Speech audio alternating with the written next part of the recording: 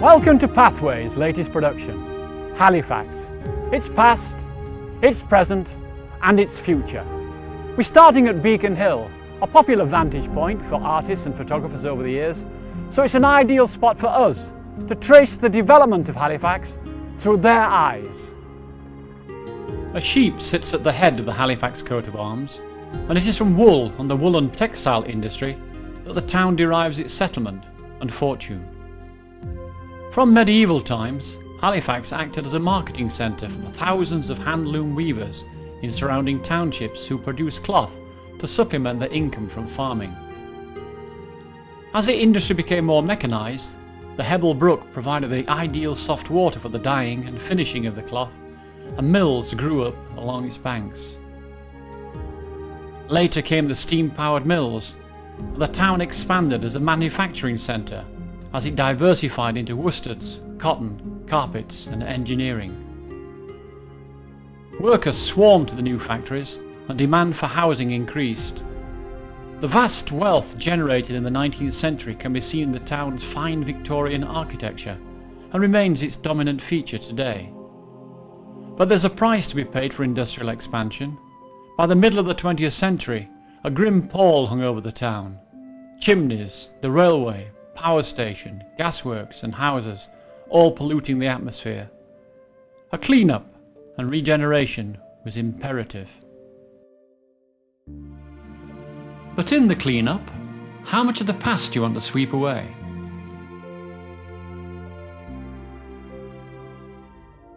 Halifax is not mentioned in the Domesday Book, but its parish church dates from medieval times. Possibly a small Saxon church stood on the site, but the earliest records only refer to a 12th century Norman one. Carved gargoyles and castle-like battlements give it an interesting silhouette.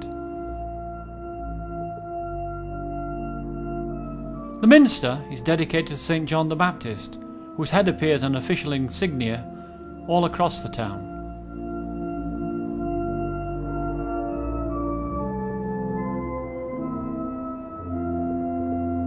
Nearby, and in complete contrast to the minster, is Eureka, the multi-award-winning National Museum for children aged 0 to 11. It grew out of the derelict railway yard and had the enthusiastic support of Prince Charles, who believed it would have a positive effect on the urban regeneration of Halifax. Well, there's nothing dull about this museum. It puts excitement into learning. It's full of eureka moments of discovery, and it's all risen like a phoenix out of dereliction.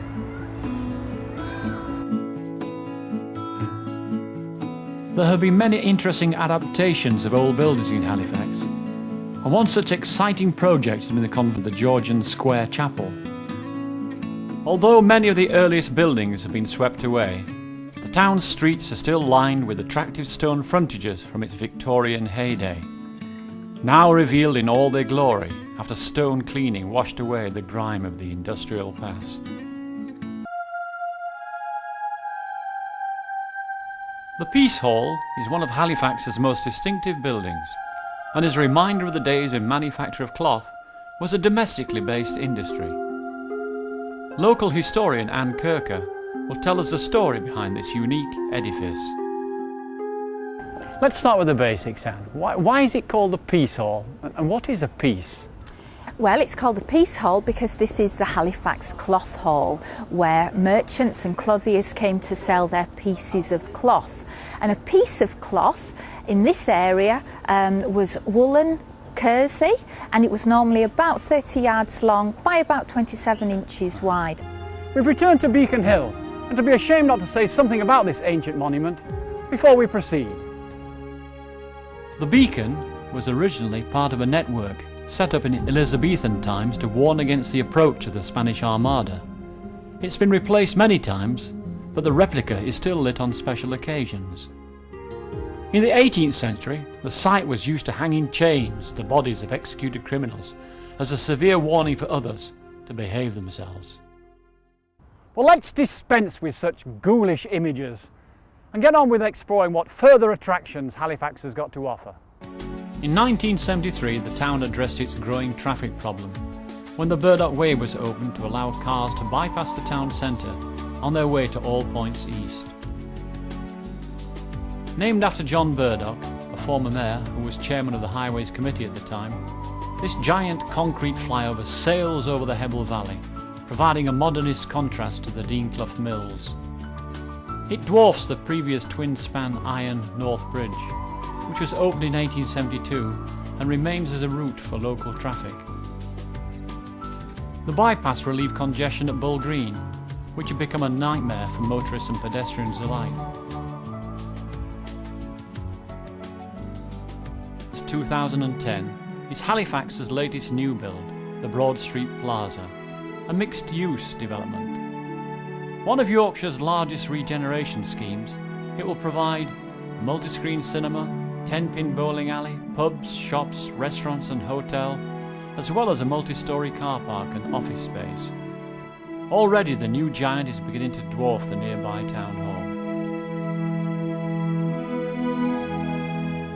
The Westgate Arcade was opened in 2005 and is one of Halifax's most attractive developments. A 21st century use of glass and steel, it gives a sense of the town's Victorian roots. It provides not only a pleasant shopping experience, but a calm place to meet and sit. The old Crossfield bus station was replaced by a new one in 1989. Its replacement has won national awards for the way it incorporated sections of the old chapel buildings on the site.